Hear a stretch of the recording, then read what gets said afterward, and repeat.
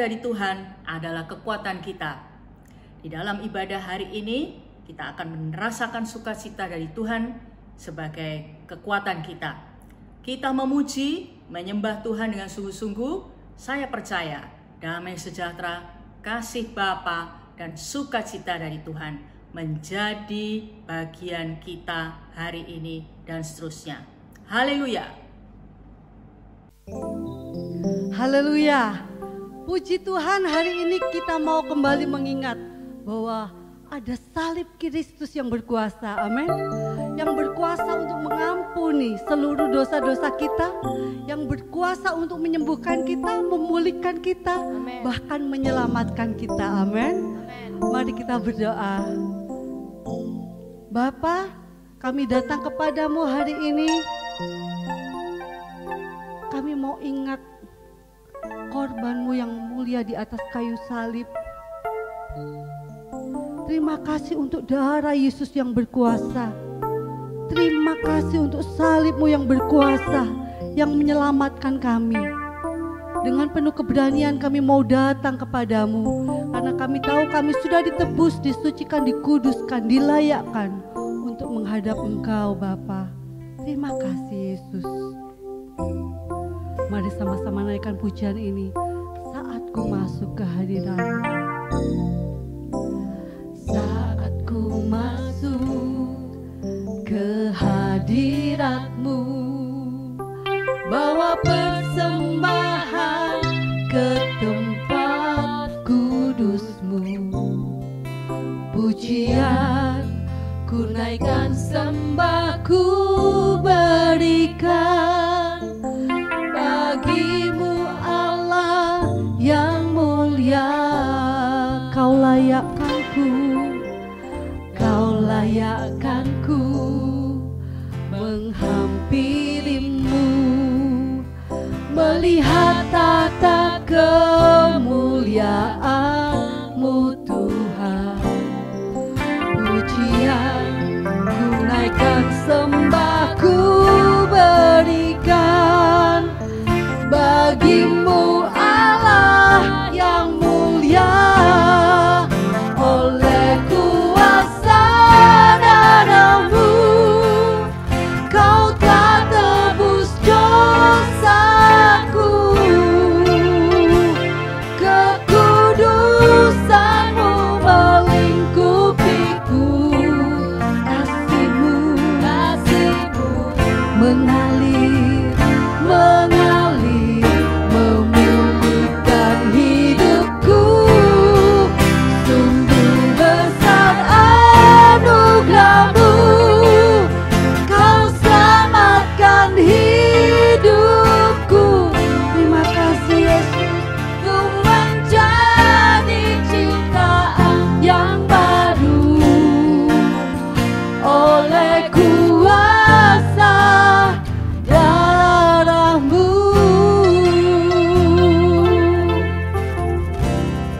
Saat ku masuk, saat ku masuk ke hadirat-Mu, bawa persembahan ke tempat kudus.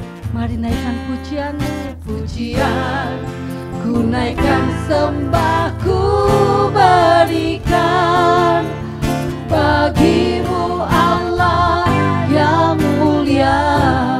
Kau layakkanku, Kau layakkanku menghampirimu, melihat tata kemuliaan-Mu Tuhan. Pujian ku naikkan, sembah ku berikan bagimu Allah yang mulia. Oleh kuasa darah-Mu, Kau telah tebus dosaku. Amin Yesus. Kekudusan-Mu melingkupi. Terima kasih Yesus Tuhan. Kasih-Mu ya kami rasakan, mengalir, memulihkan hidupku.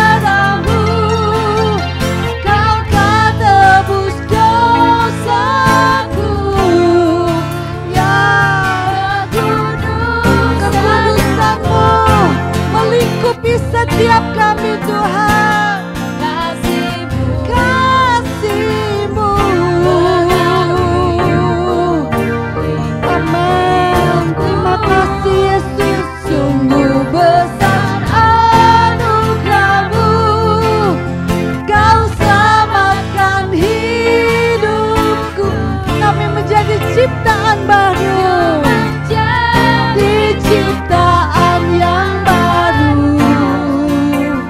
Oleh kuasa darahmu ku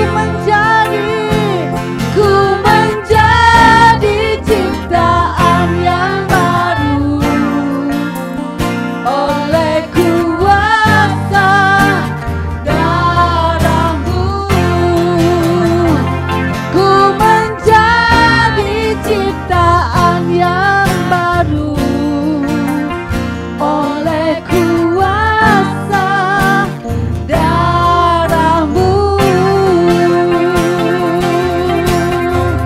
kami bersyukur untuk kuasa darahmu, untuk kuasa salibmu yang pulihkan dan ubahkan kami jadi ciptaan baru.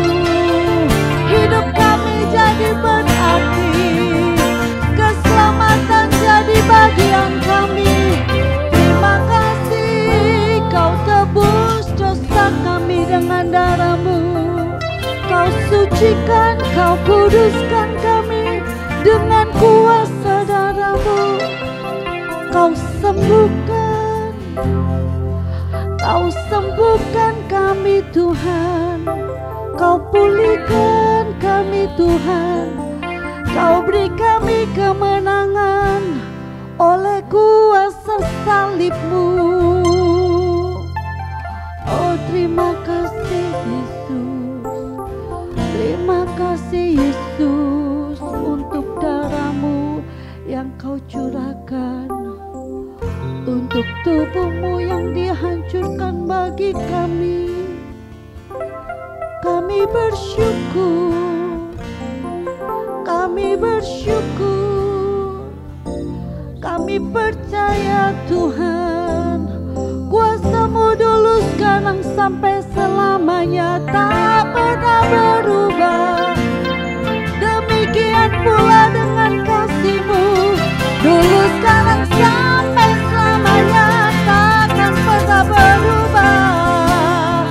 Oh, terima kasih Yesus, terima kasih Yesus, terima kasih Yesus Tuhan. Kemenangan ada di pihak kami karena salib-Mu, karena kuasa salib-Mu. Iblis dikalahkan karena kuasa salib-Mu. Terima kasih Tuhan. Terima kasih Yesus. Oh, terima kasih ya Tuhan. Terima kasih Yesus. Terima kasih untuk kuasa darah-Mu. Terima kasih untuk salib-Mu yang mulia. Salib-Mu berharga.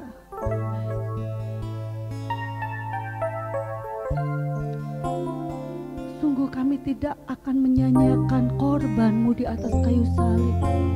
Sebab itu kami mau berikan seluruh hidup kami, seluruh hati kami hanya untuk Engkau Yesus, yang telah menebus seluruh hidup kami dan dosa kami. Terima kasih karena salib-Mu ada harapan, ada kekuatan, ada keajaiban, ada kuasa yang tak terbatas, ada kemenangan. Terima kasih Yesus. Sungguh hati kami bersyukur dan menyembah Engkau. Terpujilah Engkau Tuhan. Hari ini kami mau tinggikan Engkau, kami mau deklarasikan bahwa iblis sudah dikalahkan karena salib Kristus yang dahsyat luar biasa buat kami. Terima kasih sekali lagi. Sama-sama yang bersyukur katakan amin. Puji Tuhan, Yesus kita luar biasa. Amin, amin. Katakan, hai iblis, kau sudah dikalahkan, kau ada di bawah kakiku. Amin. Dia tidak punya sedikit pun kuasa atas kita, tapi kuasa Allah yang berdaulat atas kita. Kemenangan sudah di pihak kita. Tinggikan Tuhan dengan segenap hatimu. Haleluya, mari bertepuk tangan. Sekarang telah tiba.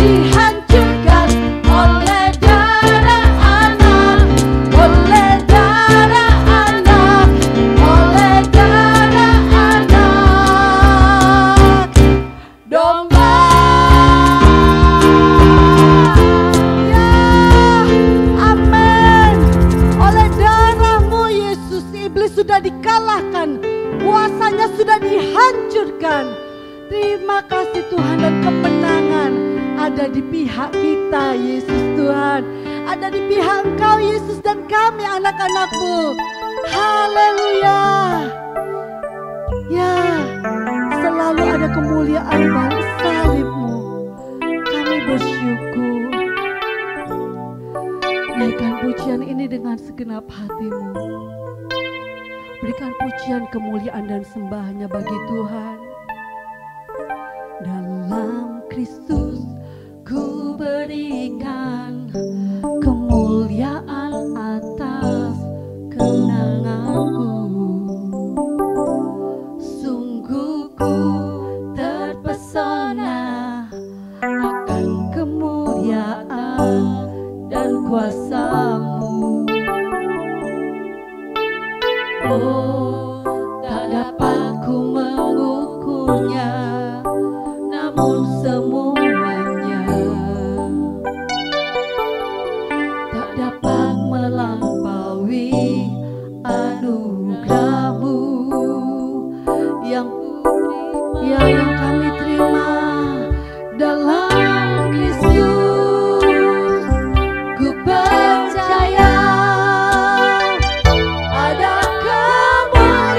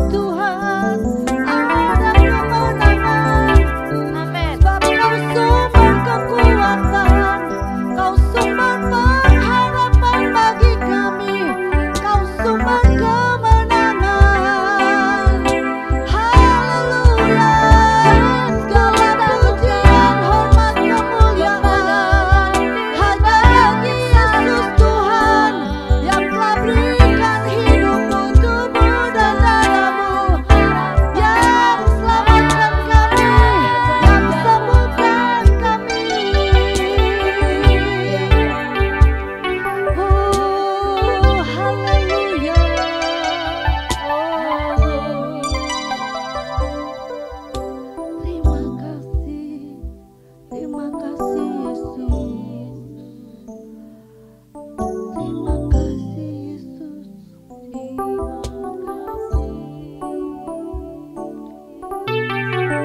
Karena darah-Mu kami tidak binasa. Kami bersyukur.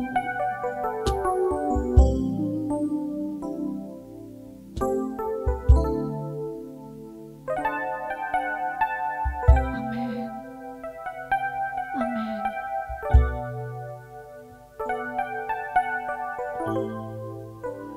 Mari kalahkan iblis dengan kesaksian kita, karena dia sudah dikalahkan oleh anak domba Allah yang berkuasa. Tidak ada lagi tuduhan-tuduhan yang menipu. Tidak ada lagi semua dakwaan, semua rancangan yang buruk. Tidak ada lagi. Yang ada hanya kebaikan.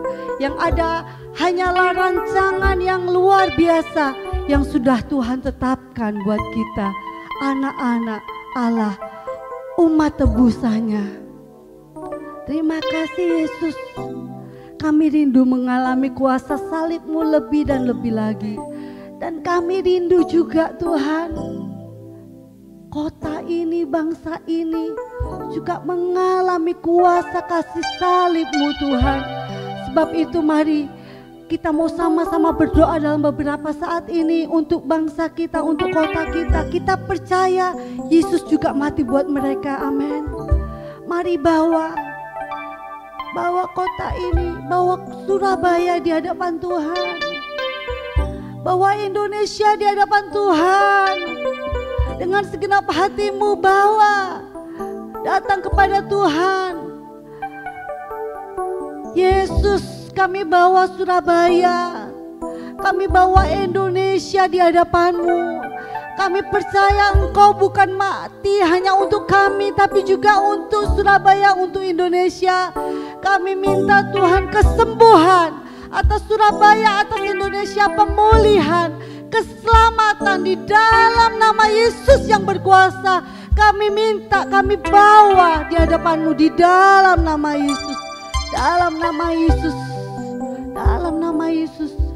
Sekarang bawa orang-orang yang belum mengenal Allah, mungkin di keluargamu, di sekitarmu. Mari bawa itu di hadapan Tuhan. Bawa dengan hatimu, hati yang mengasihi, hati yang percaya bahwa Tuhan pun sanggup menyelamatkan, amin. Tuhan, kami bawa orang-orang yang kami kasih Tuhan di hadapan-Mu Tuhan saat ini. Kami percaya Engkau juga mau mati buat mereka karena Engkau mengasihi mereka. Di dalam nama Yesus kami minta keselamatan Tuhan atas mereka juga Tuhan. Pemulihan, kesembuhan di dalam nama Yesus. Kemenangan juga Tuhan atas hidup mereka di dalam nama Yesus. Di dalam nama Yesus yang berkuasa. Kami percaya Tuhan, kami bawa mereka ke hadapan-Mu dalam nama Yesus, dalam nama Yesus. Biar keselamatan-Mu Tuhan juga menjadi bagian, menjadi milik mereka di dalam nama Yesus. Terima kasih Tuhan. Kami percaya hari ini Engkau mau berbicara kepada kami lebih lagi. Kami siap menerimanya, kami siap melakukannya. Dalam nama Yesus, mari bersama kita katakan, amin. Saya yakin kita merasakan hadirat Tuhan itu indah, menjamah saudara semua dimanapun saudara berada. Bapak Ibu Saudara, semasa corona ini kita terus-menerus didengung-dengungkan untuk mematuhi protokol kesehatan yang ditetapkan oleh pemerintah. Bahkan seluruh dunia menetapkan protokol kesehatan. Apa itu? Kita pasti sudah hafal. Pakai masker, sering cuci tangan, tinggal di rumah, jaga jarak minimal 1 meter dengan orang lain supaya tidak tertular virus corona. Bapak Ibu, jaga jarak, physical distancing, social distancing. Ada humor gini, dulu itu peribahasanya gini, bersatu kita teguh, bercerai kita runtuh. Kalau sekarang, bersatu kita runtuh, bercerai kita teguh. Bukankah demikian? Ya, itu sekedar humor. Tetapi itulah kenyataannya, Bapak Ibu. Dampak dari pandemi ini, dampak buruknya adalah karena dengan tiba-tiba pandemi ini mengubah dunia secara total. Kita tidak dipersiapkan dulu, tiba-tiba segala sesuatunya berubah secara total.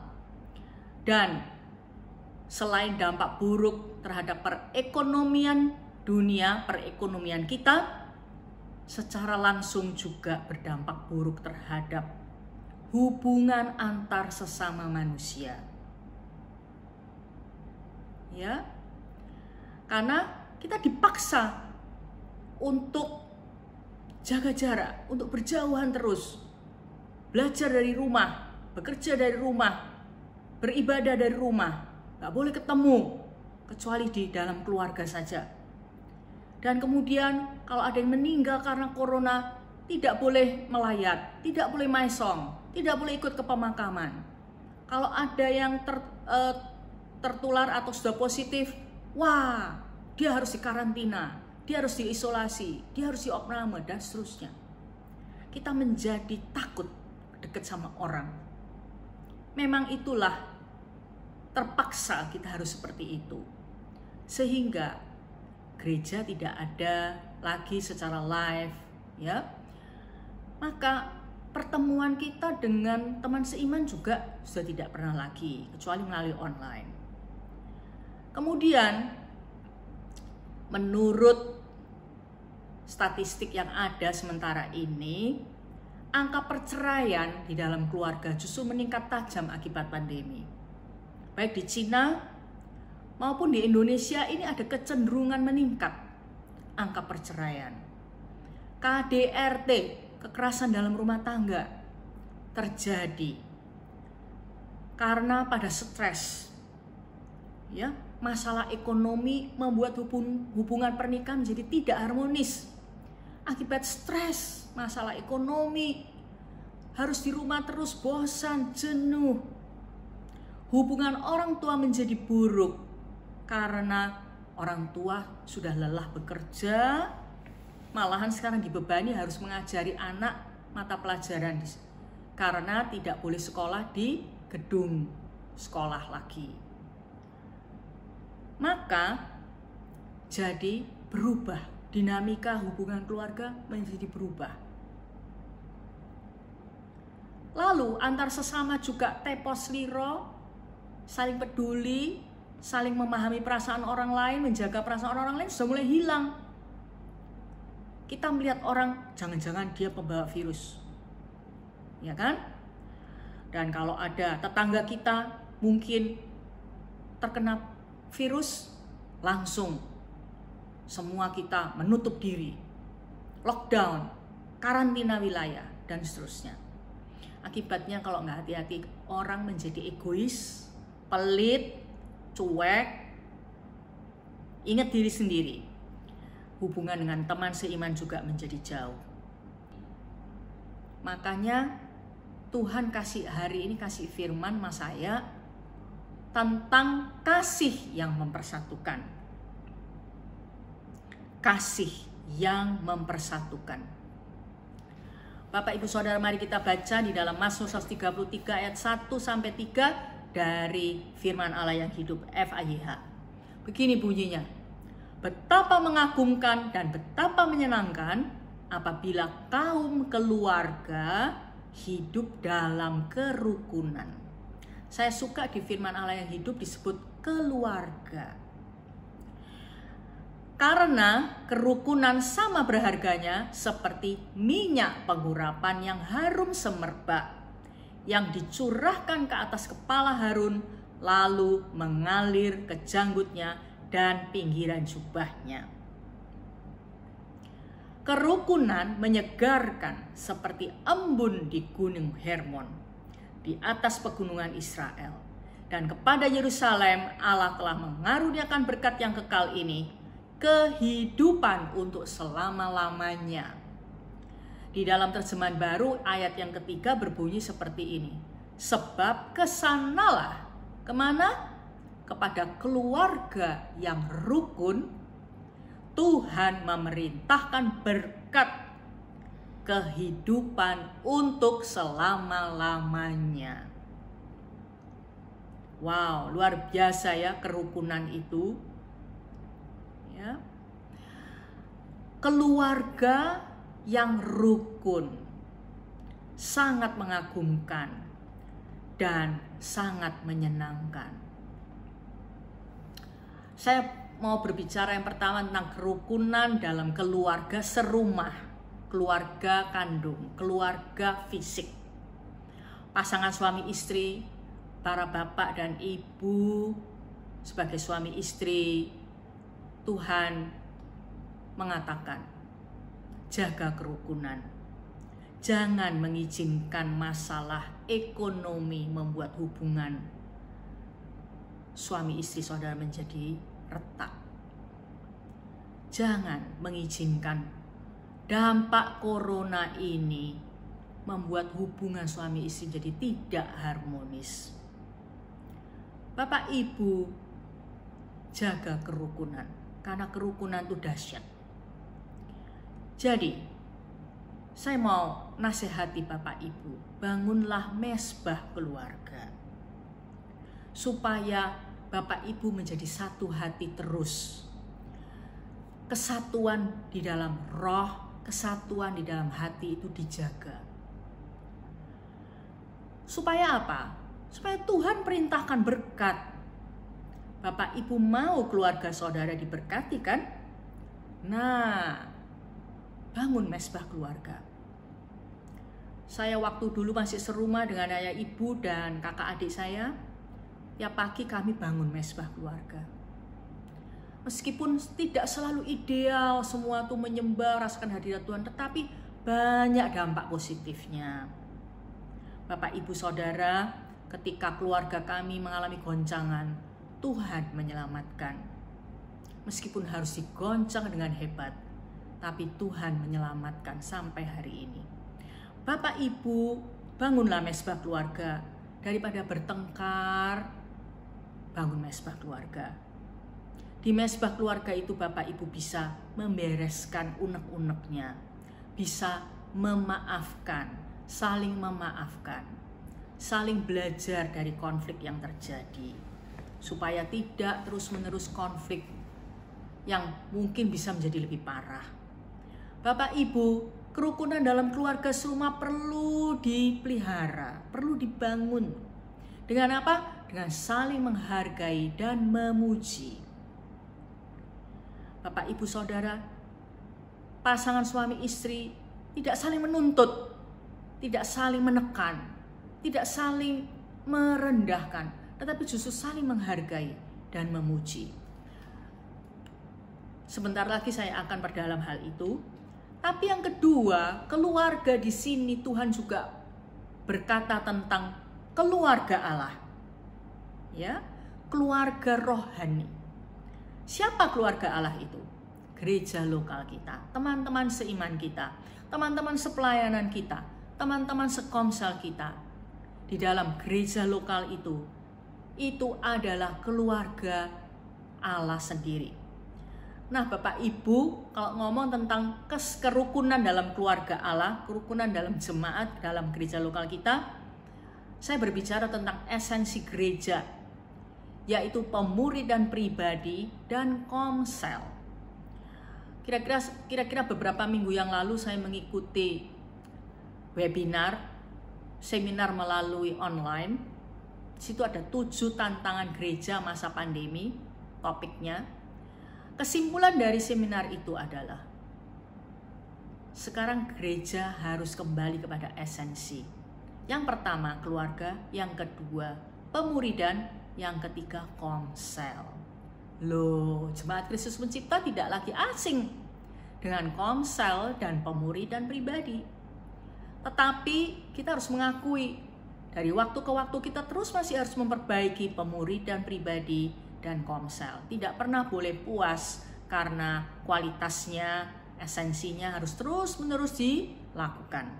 Bapak Ibu, karena itu sangat penting dan mendesak pemuridan pribadi dan komsel ini kita lakukan dengan sebaik mungkin. Di masa pandemi ini, pemuridan pribadi dan Komsel tidak boleh diabaikan. Tidak boleh dilakukan sembarangan. Tidak boleh disisihkan. Bapak, Ibu, Saudara ikut Komsel nggak secara online? Melalui Zoom, melalui WA, video call. Mungkin Bapak, Ibu, Saudara bilang gini, nggak enak Komsel melalui Zoom itu, banyak masalah, koneksi, dan seterusnya. Saya nggak seneng, saya males. Nah, Bapak, Ibu, saya mau katakan seperti ini. Meskipun tidak ideal, karena harus melalui Zoom dan melalui virtual, tetapi kan lebih baik tidak ideal, tapi tetap ada atmosfer komunitas. Kita bisa ketemu melalui online, ketemu daripada tidak sama sekali. Dan lebih daripada itu, Bapak Ibu, pemuridan juga, meskipun tidak ideal seperti kalau tatap muka, tetapi itu sangat berarti loh bagi murid-murid yang saudara kontak. Ya, Bapak Ibu, pemurid dan murid harus tetap saling memperhatikan. Justru di masa pandemi ini banyak pergumulan soal ekonomi, banyak iman yang goyah, banyak kelesuan rohani, keputusasaan, ya, banyak pikiran-pikiran, masalah ekonomi dan sebagainya yang mempengaruhi hubungan suami istri dan seterusnya. Jadi pemurid harus setia untuk menghubungi, memperhatikan muridnya. Jadi berjauhan secara fisik, physical distancing, social distancing, di rumah saja. Memang secara fisik kita berjauhan, tapi harus tetap berdekatan secara batin. Tidak boleh berjauhan secara hati, secara batin tidak boleh berjauhan.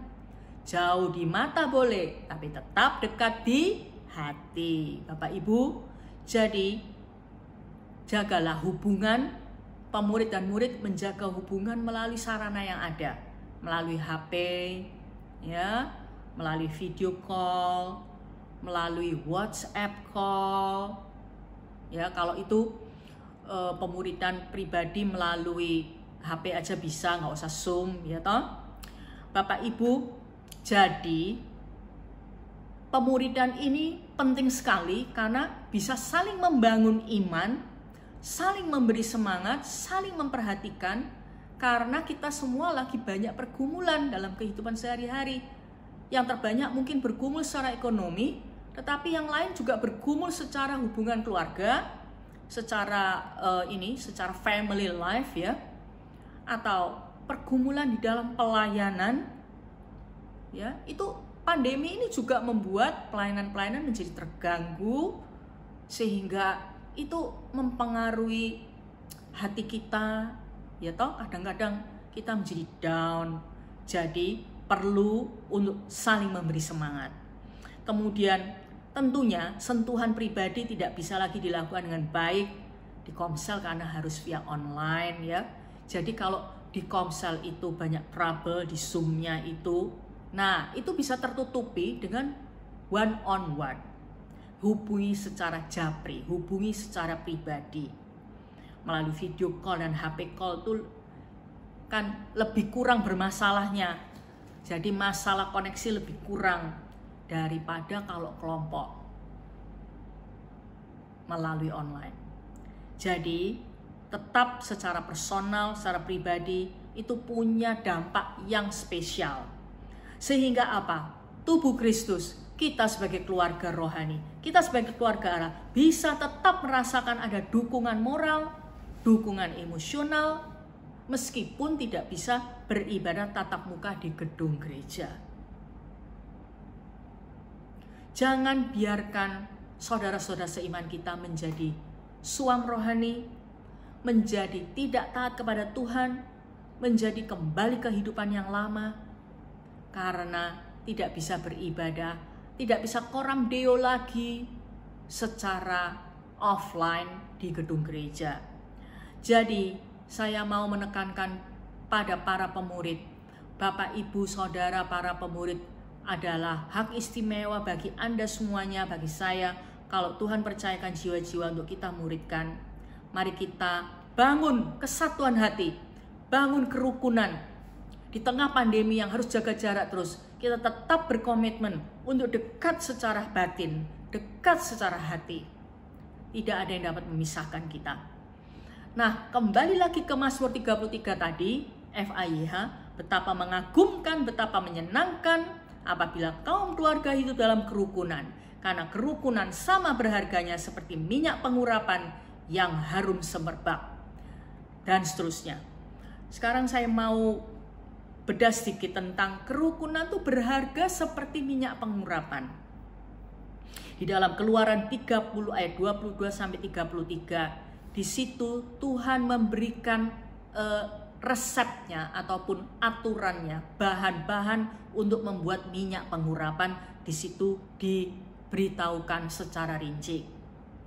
Tetapi salah satu yang paling bahan pengurapan yang paling penting adalah minyak zaitun. Jadi minyak pengurapan kalau di Alkitab itu dibuat dari minyak zaitun dengan rempah-rempah yang lain. Bapak Ibu, apa toh minyak zaitun itu yang dijadikan minyak urapan itu? Kalau di Alkitab minyak urapan itu sangat penting sekali peranannya.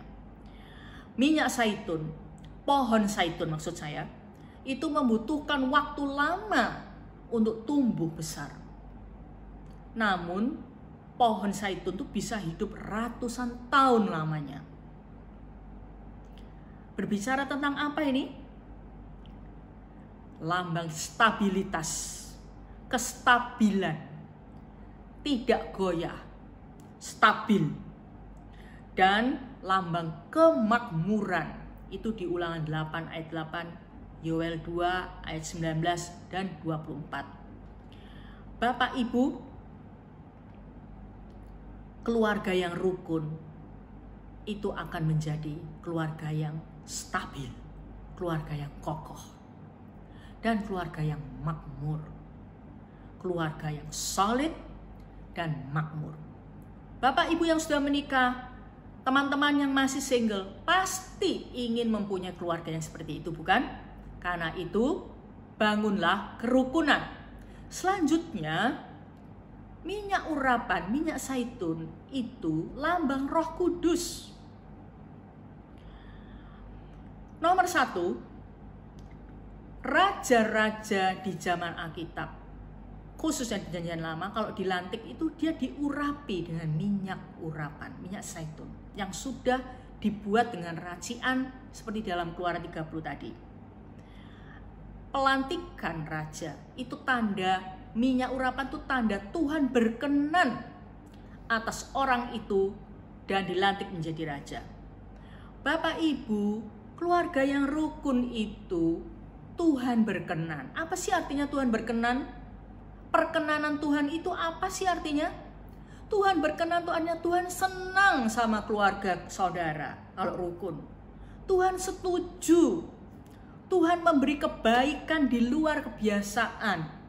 Bukan kebaikan-kebaikan yang biasa, tapi kebaikan-kebaikan yang luar biasa.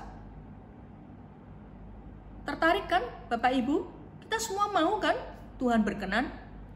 Nah, selanjutnya Roh Kudus atau minyak urapan itu adalah lambang pengudusan. Karena benda-benda di bait Allah dan imam-imam yang melayani di bait Allah itu harus diurapi. Artinya dikuduskan supaya layak dipakai oleh Tuhan melayani di bait Allah. Keluarga yang rukun itu dikuduskan, dilayakkan, dibuat memenuhi syarat untuk melayani Tuhan. Ya. Yang ketiga, Yakobus 5 ayat 14. Kalau ada orang yang sakit, mintalah penatua untuk mengurapi dengan minyak. Jadi, minyak urapan lambang Roh Kudus itu juga bicara tentang penyembuhan. Wow, luar biasa. Keluarga yang rukun, hatinya disembuhkan dari luka-luka masa lalu, luka-luka batin. penyakit-penyakit juga disembuhkan. Keluarga yang rukun itu sama berharga. Kerukunan sama berharga seperti minyak urapan. Yang terakhir dari catatan saya, minyak urapan itu berbicara tentang pembebasan. Dalam Kisah 10 ayat 37 sampai 38. Di mana ada Roh Allah, di situ ada kemerdekaan. Tuhan Yesus diurapi untuk membebaskan orang yang terikat. Saudara-saudara, keluarga yang rukun, komunitas yang rukun, keluarga serumah, keluarga Allah yang rukun. Masing-masing anggotanya akan dibebaskan, dimerdekakan dari keterikatan-keterikatan yang membelenggu, yang menyiksa. Nah, itu artinya dari Mazmur 133 ayat 2. Kerukunan sama berharga dengan minyak urapan yang harum semerbak. Ayat 3, Mazmur 133, kerukunan menyegarkan seperti embun di Gunung Hermon. Kesanalah Tuhan memerintahkan berkat. Saudara-saudara, Gunung Hermon, beberapa fakta sedikit tentang Gunung Hermon. Tingginya Gunung Hermon ini 2.814 meter di atas permukaan laut. Karena itu mendapat curah hujan yang paling banyak di musim dingin, dan aliran dari salju di atas Gunung Hermon pada musim dingin itu ketika mencair, alirannya itu menjadi aliran-aliran mata air di kaki gunung dan menyatu menjadi sungai Yordan. Dan Gunung Hermon, air yang mengalir dari puncak Gunung Hermon ini akhirnya menjadi supply sumber air minum bagi orang Israel di negara Israel. Bapak Ibu, kerukunan itu menyegarkan. Air embun di pagi hari sangat menyejukkan dan menyegarkan, membuat aliran-aliran mata air itu mengalir turun. Dan dari puncak Gunung Hermon itu mengalir ke Bukit Sion, ke selatan. Gunung Hermon itu di utara, sedangkan Bukit Sion itu di mana kota Yerusalem berdiri, itu ada di selatan. Jadi berkat itu turun dari atas ke bawah. Benar sekali ayat ini. Tuhan memerintahkan berkat ke atas keluarga dan komunitas yang rukun. Jelas sekali. Berkat apa saja? Yang namanya kerukunan itu menyegarkan itu artinya apa, Bapak Ibu? Ada kebahagiaan, berkat kebahagiaan, berkat kesehatan, berkat kerohanian yang baik, berkat keuangan, dan banyak lagi berkat-berkat yang tidak mungkin saya sebut satu-satu. Bahkan seluruh keluarga, kalau rukun ini sampai di surga, tetap ketemu di surga. Jadi berkat yang kekal. Bukan hanya kaya, banyak uangnya, tapi suami istri gak rukun, orang tua anak gak rukun, berpihak-pihak, ya kan?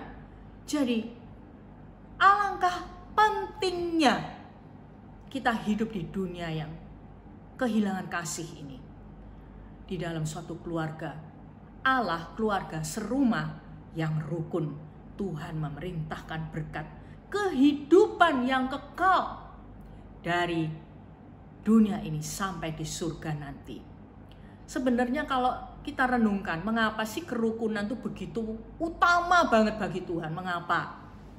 Nah, kata rukun itu di Kamus Besar Bahasa Indonesia itu artinya damai, tidak bertengkar, bersatu hati, bersepakat. Tetapi apakah artinya rukun itu tidak ada perbedaan pendapat? Bukan. Rukun bukan berarti tidak ada perbedaan pendapat, bukan berarti tidak ada perbedaan kepribadian. Nggak mungkin. Suami istri berbeda kepribadian, itu memang lumrah, banyak. Itu nggak apa-apa. Sering beda pendapat memang normal dan itu memang wajar. Rukun itu bukan berarti nggak ada beda pendapat, nggak ada beda kepribadian.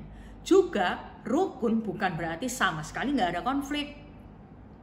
Mana mungkin ada keluarga yang nggak pernah konflik? Mana mungkin teman seiman keluarga Allah nggak pernah konflik? Nggak mungkin, ya kan? Tapi rukun itu berarti memilih untuk menerima orang lain yang berbeda, saling menerima satu dengan yang lain. Dan meskipun berbeda, berkomitmen memelihara persatuan. Rukun bukan berarti tidak pernah konflik, tetapi memilih untuk menerima satu dengan yang lain dalam perbedaan. Dan berkomitmen memelihara persatuan meskipun banyak bedanya. Itu yang penting. Kemudian yang berikutnya, mengapa kerukunan itu begitu utama bagi Tuhan? Jadi, meskipun kesatuan itu bukanlah keseragaman, unity is not uniformity. Kesatuan bukanlah keseragaman. Karena itu rukun itu artinya mau rendah hati. Mau menerima sesama apa adanya. Rela memikul salib dan menyangkal diri. Rela dipimpin oleh Roh Kudus. Ya kan? Jadi itulah yang membuat Tuhan berkenan, Tuhan senang. Tuhan melimpahkan kebaikan yang luar biasa. Kenapa? Karena kalau kita berhasil rukun, itu berarti kita masing-masing tuh mau rendah hati, mau memikul salib dan tidak mengedepankan ego, memikul salib dan menyangkal diri, mau dipimpin Roh Kudus. Habis konflik, yang istri disuruh Roh Kudus untuk rendah hati, atau suami disuruh Roh Kudus untuk minta maaf, tidak gengsi, minta maaf. Akhirnya konflik itu selesai, bisa baik-baik kembali, semua perbedaan pendapat bisa diselesaikan, dicarikan titik temunya. Itu yang menyenangkan Tuhan, Bapak Ibu. Tuhan senang kalau kita rendah hati. Itu berarti kita mau menyalipkan ego kita, mau menyangkal diri, nyangkal sifat kedagingan kita. Kita mau dipimpin oleh Roh Kudus.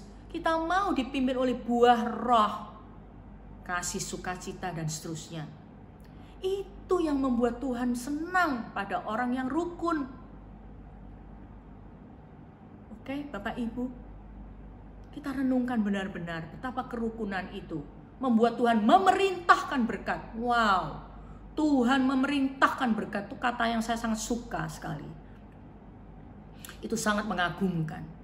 Memerintahkan berkat turun ke atas kita. Berkat yang lengkap, bukan hanya soal keuangan. Kiat-kiat membangun kerukunan. Poin berikutnya, kiat-kiat membangun kerukunan nomor 1. Kenakanlah kasih sebagai pengikat. Nomor 2, menerima kekurangan sesama. Nomor 3, saling menghargai dan memuji.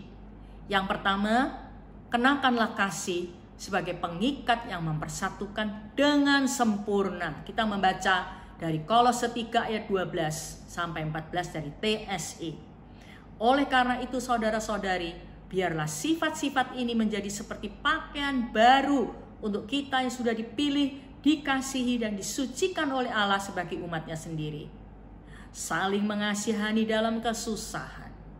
Dalam krisis pandemi ini, dalam kesusahan, saling mengasihani, saling mengasihi. Selalu murah hati, pemaaf, pengampun, memberi murah hati itu.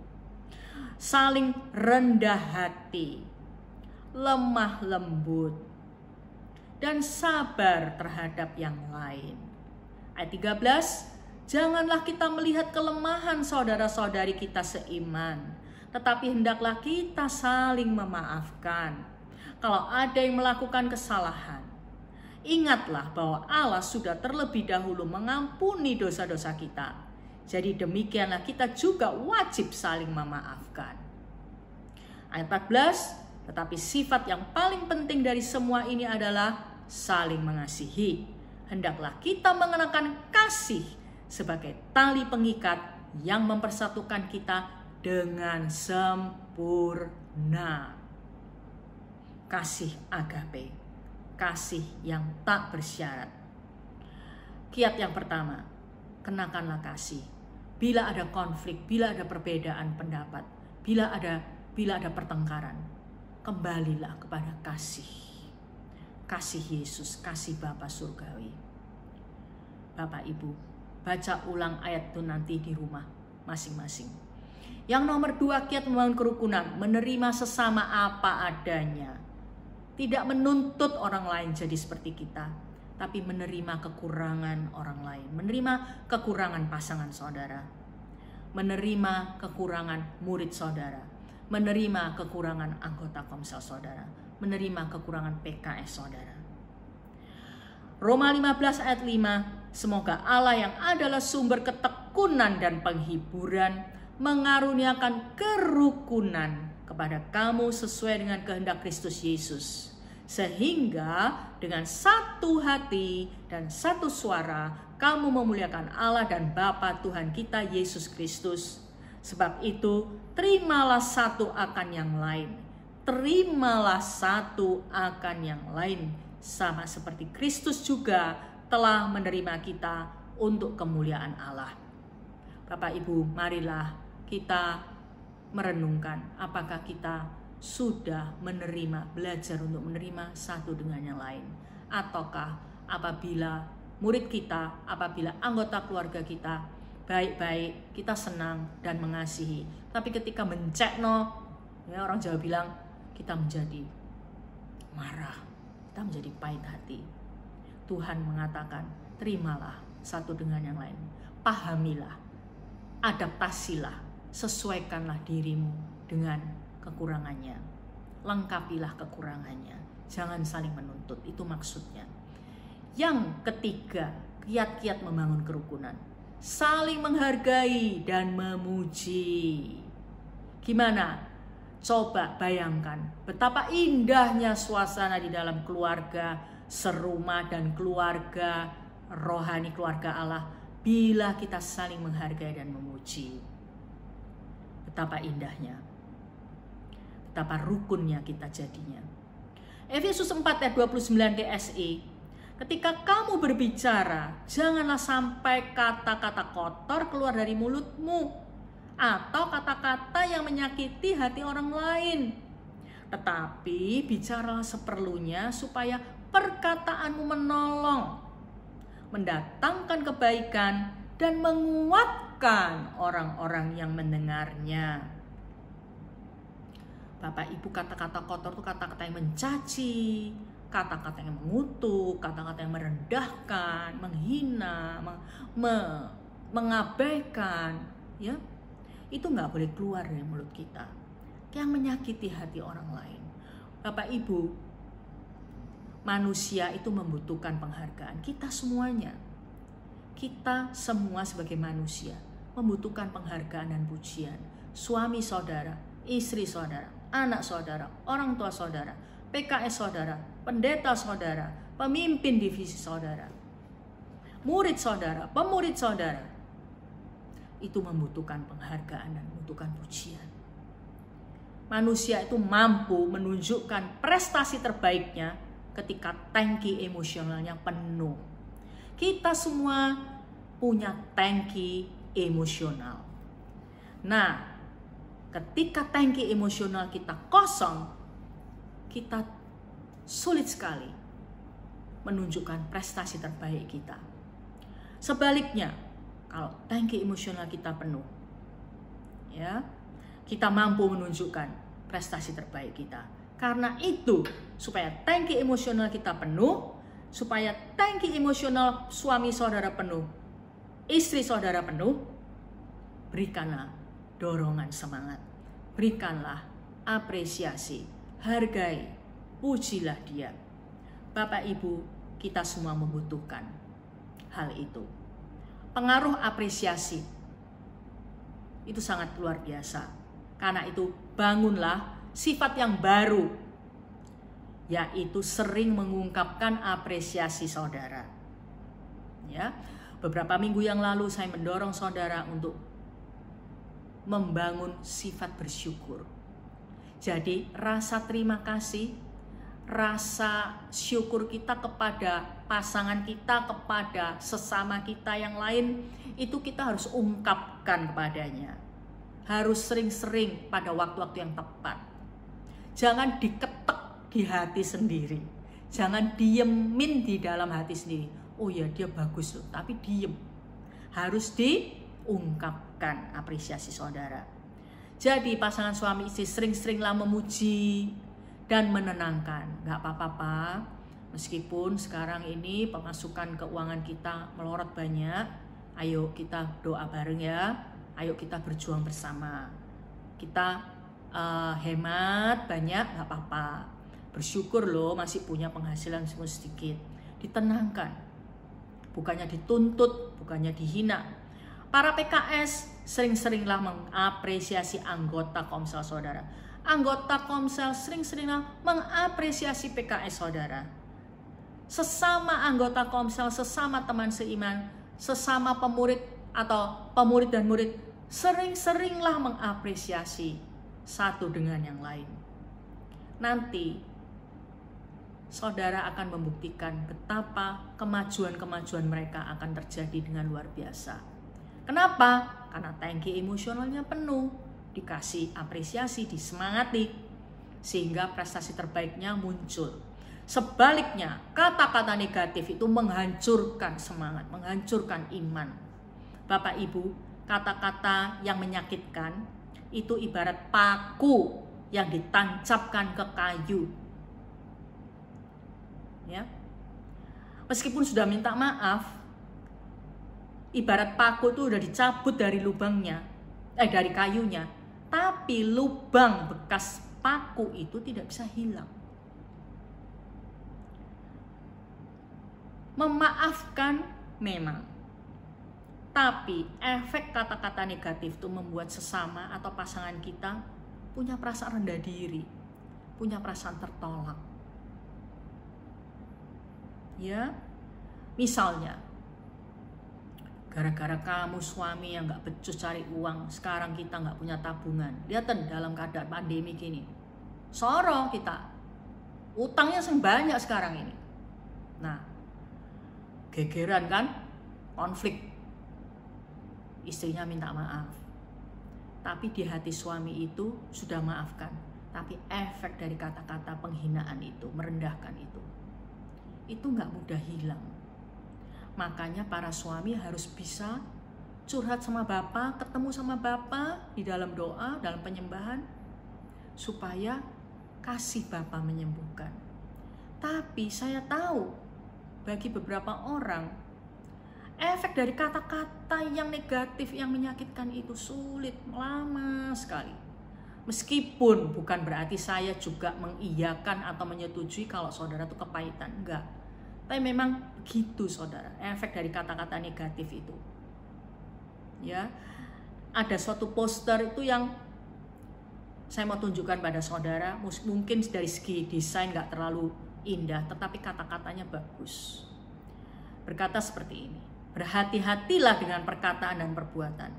Jika sudah melukai hati seseorang, bagaikan sebuah paku yang menancap pada kayu, walaupun sudah dicabut, tetap meninggalkan bekas. Para suami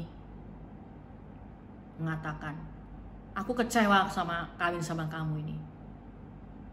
Kamu jadi istri yang gak berfungsi, jadi istri yang lolak-lolok, gak bisa nolongin suami cari uang, dan sebagainya. Meskipun sudah minta maaf, Ma, maafkan ya Ma, tapi bekas paku pada kayu. Lihat slide ini saudara, bekas paku pada kayu itu tidak bisa hilang. Butuh waktu untuk si istri itu sembuh, karena dia sekarang merasa tertolak, apalagi kalau itu diucapkan berkali-kali. Tahu gitu aku kawin sama mantanku yang dulu. Ya, sejenis-jenis seperti itu banyak terjadi di antara pasangan suami istri. Bapak Ibu, meskipun sudah minta maaf, sudah baikan lagi, tapi efek dari kata-kata negatif itu lama. Ya, efeknya, dampak buruknya itu gak bisa sebentar aja kita tuntut untuk, loh aku kan sudah minta maaf, kenapa kamu kok masih inget-inget terus? Itu seperti bekas paku pada kayu, Bapak Ibu. Makanya tadi Efesus 4 ayat 29 bilang, jangan menyakiti hati orang lain. Mari kita bangun kerukunan, karena Tuhan akan memberkati keluarga yang rukun. Nah, kisah-kisah kemenangan atau kesaksian yang saudara-saudara kumpulkan selama beberapa minggu terakhir ini itu sangat membangun iman. Itu yang kita perlu. Ya, selain apresiasi dan seterusnya itu, kesaksian-kesaksian saudara itu sangat menguatkan orang-orang yang membaca. Bukan hanya kepada teman seiman di gereja yang menghadapi krisis ekonomi yang berat. Saya sendiri membaca semua kesaksian saudara, sangat dihibur, sangat bersyukur punya jemaat yang punya pengalaman-pengalaman pribadi dengan Bapa, dengan Roh Kudus. Karena itu sharing-sharing pengalaman-pengalaman dengan Tuhan, terus mari kumpulkan. Bagaimana dengan saudara-saudara yang lain yang belum mengumpulkan kesaksian-kesaksian. Pengalaman-pengalaman tidak perlu harus spektakuler, dramatis. Bagikan supaya iman kita semua dikuatkan. Supaya kita semuanya tangki emosional kita menjadi penuh. Dan kita bisa mencapai prestasi terbaik dalam pelayanan, dalam hidup berkeluarga, dalam pekerjaan, dalam studi kita, dan seterusnya. Bapak Ibu, Efesus 2 ayat 14. Hari ini kita akan berjalan kudus. Saya bicara tentang kerukunan, Tuhan kasih firman ini. Apabila sudah terjadi perseteruan, apabila sudah terjadi keretakan dalam hubungan keluarga serumah atau keluarga Allah, mari izinkan kuasa salib Yesus merobohkan tembok perseteruan.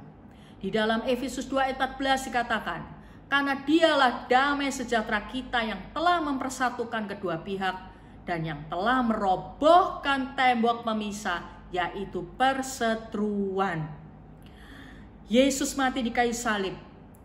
Dia mau mempersatukan suami istri, orang tua dan anak, keluarga-keluarga Allah di gereja, di komsel, hubungan-hubungan teman seiman yang tidak harmonis lagi.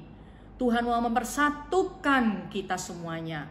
Tuhan robohkan tembok perseteruan itu. Bapak Ibu, karena itu mari ambil langkah. Kalau pasangan suami istri, Bapak Ibu, masih terus ada pemisah perseteruan di hati, mari rekonsiliasi, mari saling berdamai.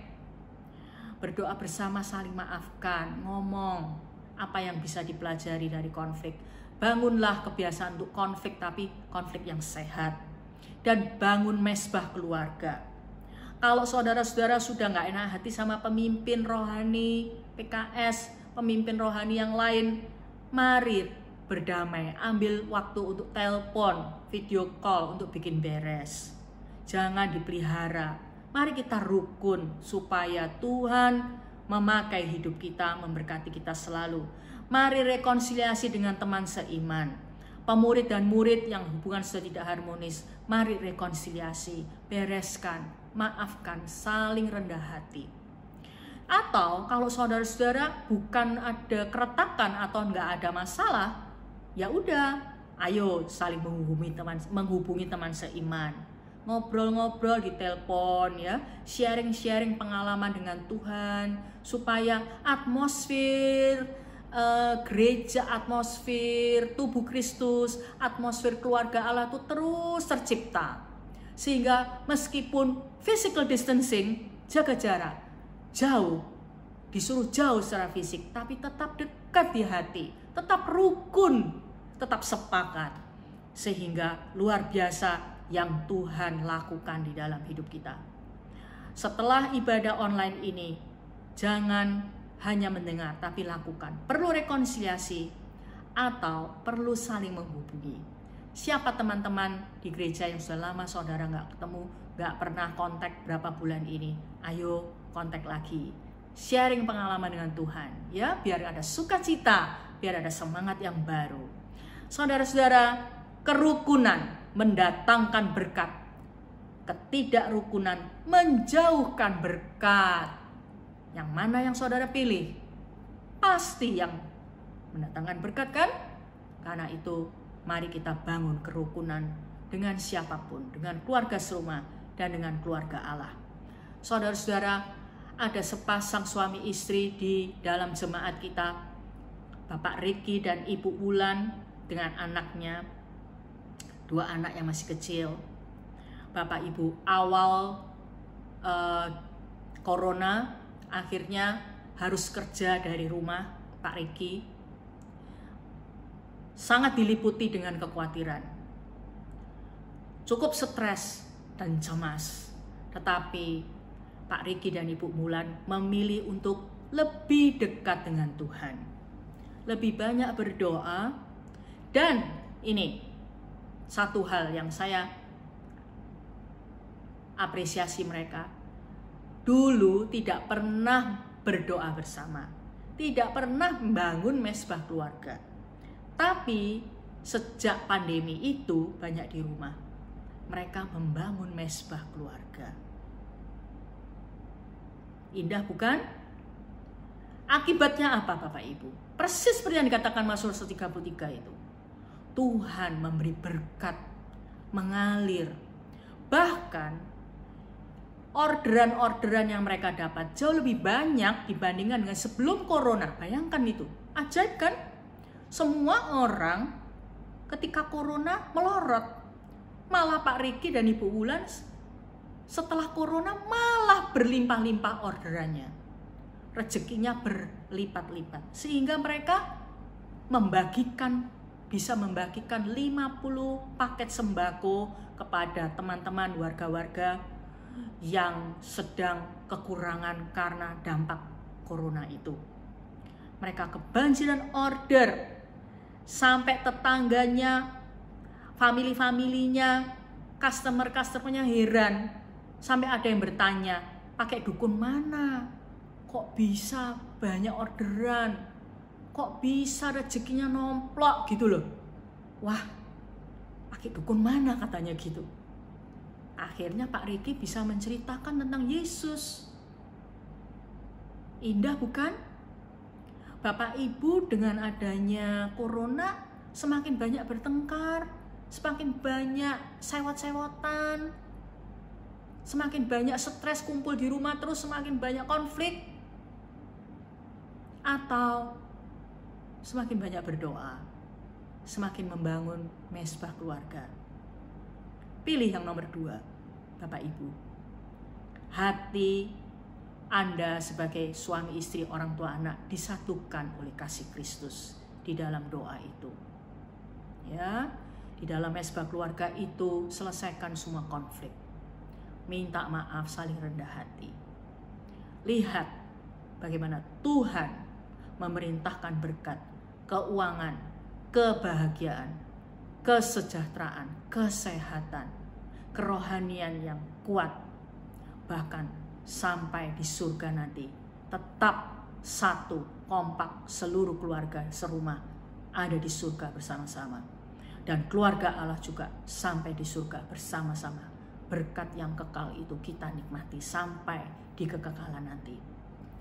Bapak Ibu, saya mau kita sekarang mempersiapkan hati untuk perjamuan kudus.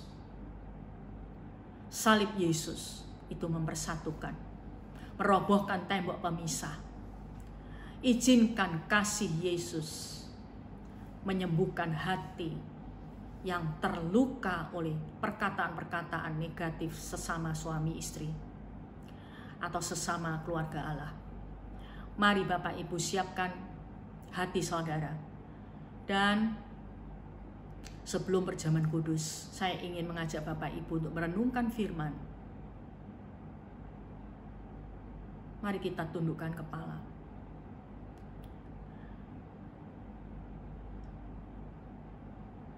Bila Bapak Ibu ada sakit hati, ada rasa tertolak oleh kata-kata yang negatif, ambil waktu untuk setelah ibadah online ini juga, sekarang ini juga, untuk serahkan hati saudara supaya disembuhkan oleh kasih Bapa.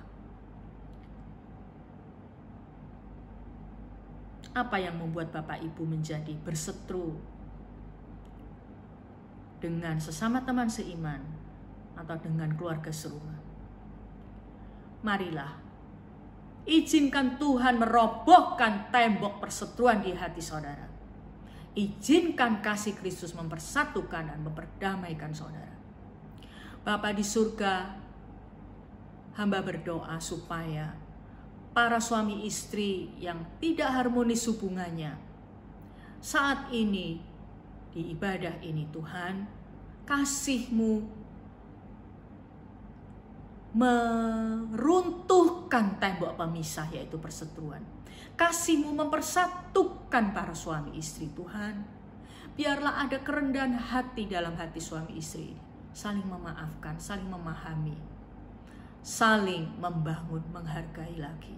Terima kasih Bapa di surga. Kalau ada perseteruan antara teman seiman juga, biar mereka mengizinkan kasih-Mu merobohkan perseteruan itu dan mempersatukan hubungan mereka lagi. Terima kasih Tuhan, layakkan kami di dalam perjamuan kudus ini. Terima kasih Bapa di surga. Sekarang Bapak Ibu, ambillah biskuit atau roti yang saudara sudah siapkan. Mari kita angkat dengan tangan kanan kita. Tuhan, terima kasih Engkau memberikan hidup-Mu di kayu salib dan bangkit dari kematian supaya penyakit kami disembuhkan, supaya luka batin kami disembuhkan juga. Terima kasih Bapak. Bapak, Ibu, Saudara, roti yang kita pegang ini adalah persekutuan dengan tubuh Kristus. Mari kita bersama-sama mengatakan, makan dengan mengatakan, di dalam nama Yesus.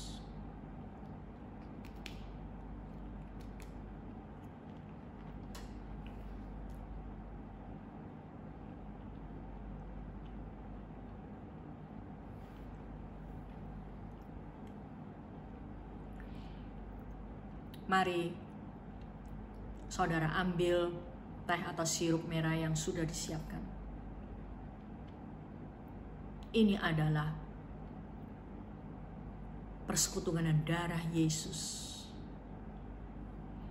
Bapak, Ibu, Saudara yang sakit tubuhnya, mari percaya, letakkan tangan kiri saudara di bagian tubuh yang sakit. Dan percayalah kuasa kesembuhan Yesus tidak berubah sampai hari ini. Aku minta Bapa, di dalam nama Yesus, mereka yang sakit organ tubuhnya, di dalam nama Yesus Engkau sembuhkan. Oleh kuasa bilur-bilur Yesus, darah Yesus menyembuhkan semua penyakit secara total di dalam nama Yesus. Semua penyakit kami hardik di dalam nama Yesus. Dan aku minta mengalir kuasa kesembuhan di dalam tubuh jemaat. Terima kasih Bapak. Bapak, Ibu, Saudara, anggur atau teh yang kita pegang ini adalah persekutuan dengan darah Yesus. Mari kita minum bersama mengatakan, di dalam nama Yesus.